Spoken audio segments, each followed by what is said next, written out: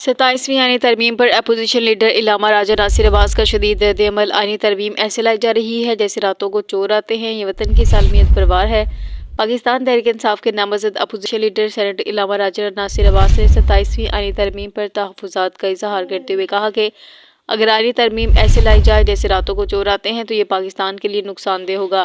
Senate اجلاس میں اظہار خیال کرتے ہوئے انہوں نے کہا کہ یہ وطن کی سالمیت پر حملہ اور آئین پر وار ہے، اس کی مذمت کرتے ہیں۔ اجلاس چیئرمین سینیٹ یوسف رضا گیلانی کی زیر صدارت ہوا، جس میں وفاقی وزیر قانون عاصم نذیر تارڑ نے معمول کی کارروائی معطل کرکے بل پیش کرنے کی اجازت طلب کی،